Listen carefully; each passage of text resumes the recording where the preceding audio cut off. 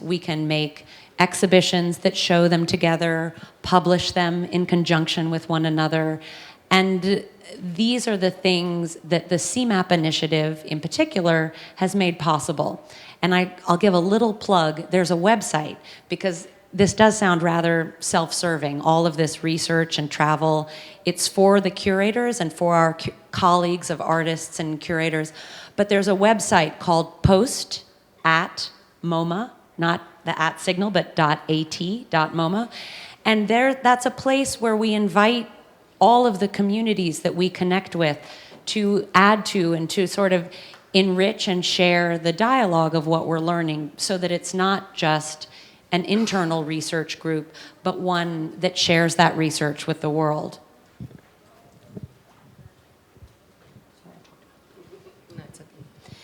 Você falou muito do papel do curador. E hoje em dia o papel do curador está muito em xeque, né? Quando eu olho uma exposição de fotos, eu olho o fotógrafo ou eu olho o curador que a escolheu? Qual é o papel do curador hoje? Quem eu estou criticando? Um curador ou uma coleção de fotografia? Como fazer essa diferença? That is such an excellent question. Thank you. I have a personal complaint or plea to the world to use the word curator for what it was meant to be historically, which means someone responsible for a collection. And in that role, that involves exhibitions, that involves publications, but that also involves caring for the works of art in that collection. And I take all of those responsibilities very seriously. When I hear my husband say someone curated the food selection at the, I think, oh, I'm just going to croak. It's terrible. But I think, or someone curating their sock selection in their drawer or whatever it is, I think of that as a misuse, and that's part of the problem. But as a curator, you're right. It's a complex relationship, and it's one that you have to, or that I take seriously. And I feel that my role is to try to respond to works of art that I'm privileged to see, to try to say, I think these are actually better than these. And that's not always easy to do, because better can mean a lot of different things. But when I organize an exhibition, whether if it's, let's say, a single artist exhibition, my goal is to make that artist look as good as they can possibly look, and to clarify that achievement for the people who come to the exhibition. When it's a group exhibition, my goal is to try not to rely on superficial connections between objects that might make something look easy on the wall, but that a viewer who doesn't understand the differences in the motivations between those artists will mistake what those artists were trying to do. So it's group exhibitions and thematic exhibition are harder in that way, because you really need to try to understand and to respect each artist's individual vision. And the more works you have on a wall, the harder that is to do.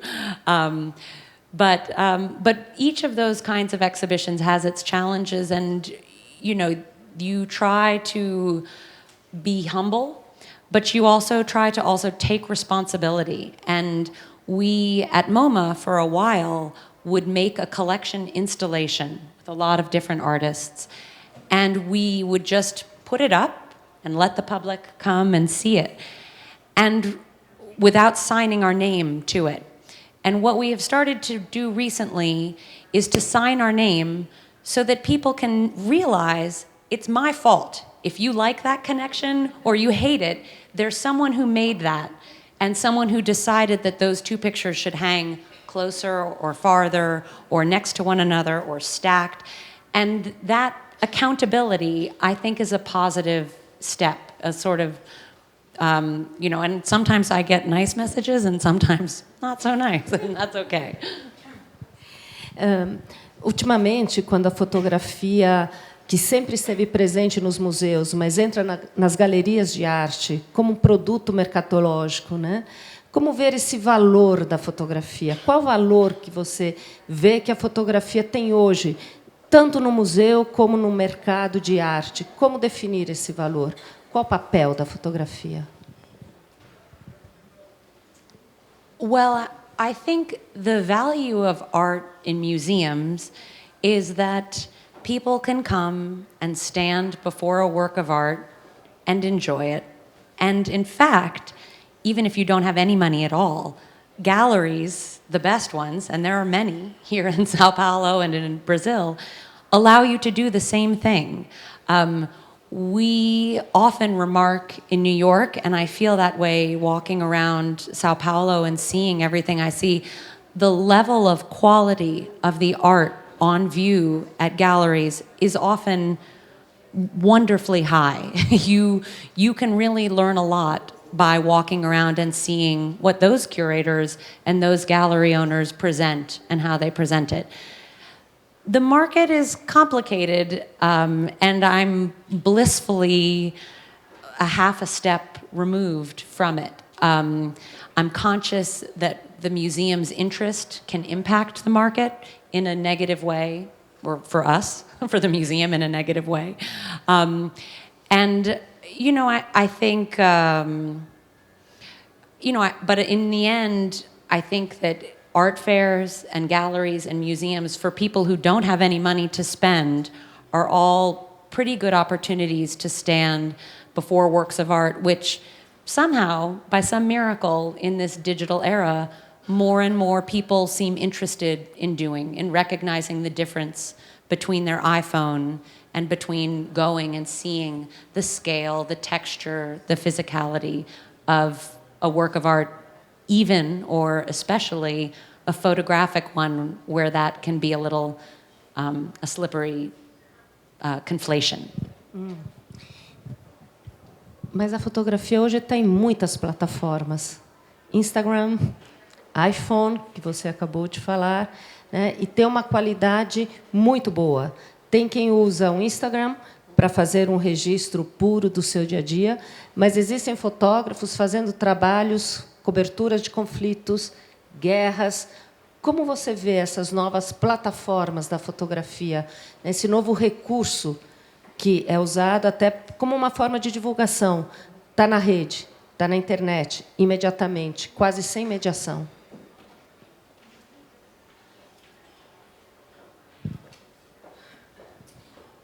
Well, I think in some ways, everyone has been a photographer for a very long time. Since Kodak introduced the brownie, you push the button, we do the rest. So it's not new that everyone is a photographer, and yet somehow, if your primary mode of communication is also encourages a visual exploration of the world, I think it's great. I think it's good. I mean, I think it's wonderful how many people are here. Yesterday at the opening of the fair, there was a huge number of young, people interested in the medium.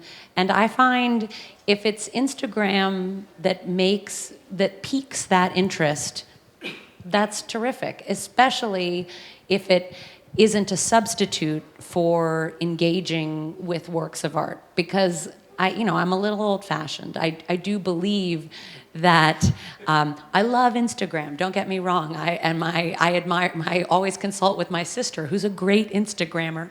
But I feel like if you take the good part of that, and it does make me sad sometimes when people walk around museums and they don't even look at what's in front of them. It's just click, click, click, click.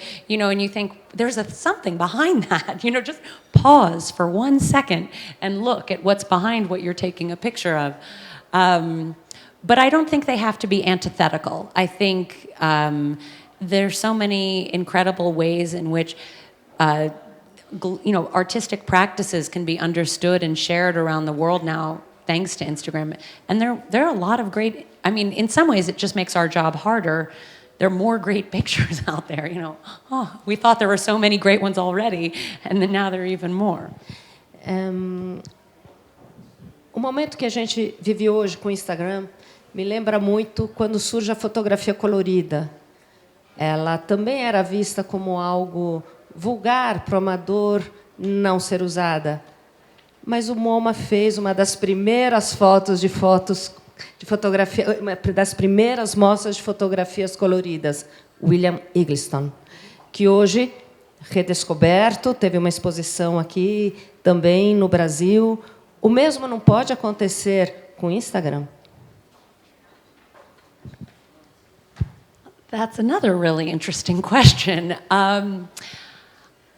I think there is certainly potential in multiple means of circulation of images. And in fact, if any of you have the opportunity to come to New York this fall with the new photography show, one of the central premises is that the idea of how images circulate is as much a part of many contemporary practices as the physical print and where it lives.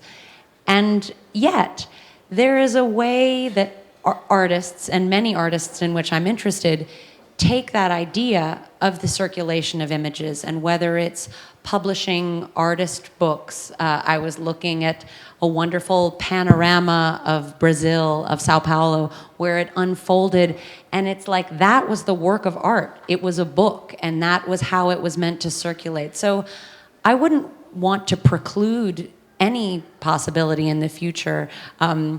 Thankfully, I don't think the response to Instagram is that it's as vulgar or offensive as people found color photography to be back when John Tchaikovsky organized that Eggleston show. But I think we always have to remember that when an artist or a form in which that art is taking seems shocking or new, maybe there's something there that we should pay attention to why it's offending us so much. Você está para lançar um livro que fala agora da